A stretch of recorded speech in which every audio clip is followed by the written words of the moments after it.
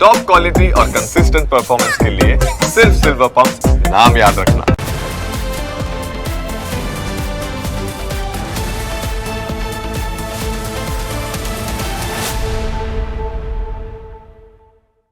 વાત હવે કરીએ અન્ય મુદ્દા વિશે।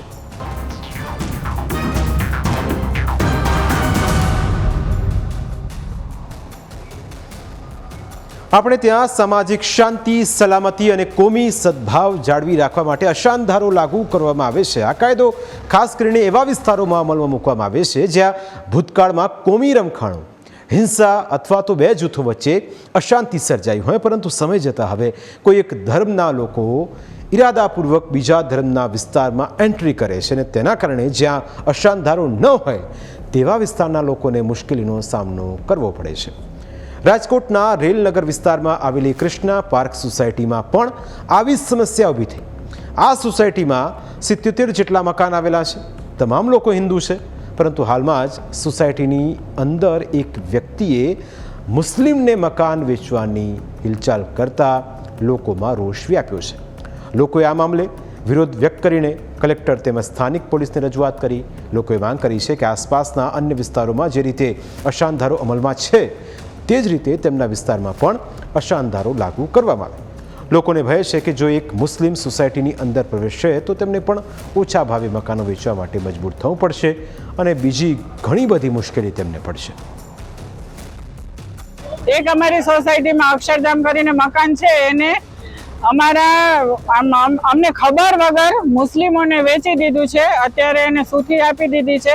અમને એવું જાણ કાલ રાતે મળ્યું, એટલે આજે અમે અહીંયા આવ્યા છીએ અને અમે કલેક્ટરને બી અરજી કરી। કલેક્ટરે એવું કીધું આચારસંહિતા તમારી સોસાયટી નથી આવતી, તો અમારી વિનંતી છે પ્રેસને, મીડિયાને કે આવાજ ઉપર સુધી પહોંચાડે, અમારી સોસાયટીને આચારસંહિતા લાગુ પાડે અને આવા મુસ્લિમો અમારી સોસાયટીમાં ના આવી શકે, કારણ કે અમે હિન્દુ ધર્મ પાડીએ છીએ, અમારે શિવ મંદિર છે। અમે નથી ચાહતા કે મુસ્લિમ અમારી સોસાયટીમાં આવે।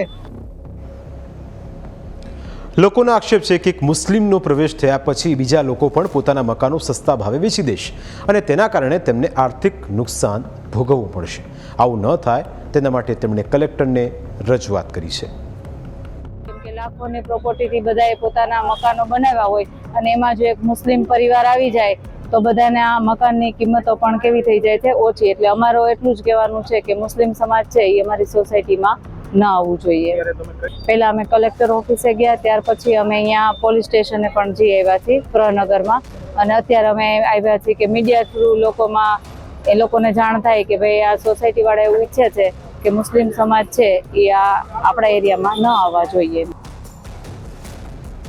હવે અશાંત ધારો કયા કારણોસર લાગુ કરવામાં આવે છે તેની હકીકત જાણવી પણ જરૂરી છે। પહેલું કારણ છે ડેમોગ્રાફિક ફેરફારો અટકાવવા માટે અશાંતિના કારણે કોઈ એક સમુદાયના લોકો પોતાનું ઘર કે મિલકત સસ્તા ભાવે વેચીને સ્થળાંતર કરવા મજબૂર ન બને અને વિસ્તારનું વસ્તી સંતુલન જળવાઈ રહે તે માટે અશાંત ધારો લાગુ કરવામાં આવે છે।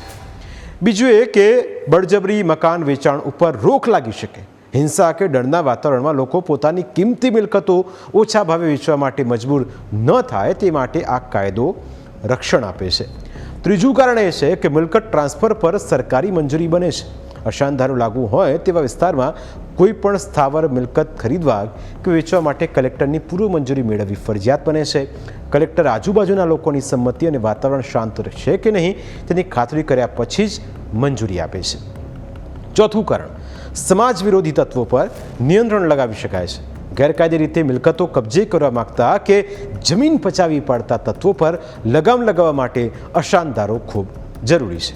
આ બધા કારણો વચ્ચે હવે સવાલ એ છે કે રાજકોટના રેલનગર વિસ્તારમાં અશાંત ધારો લાગુ કરાશે કે કેમ।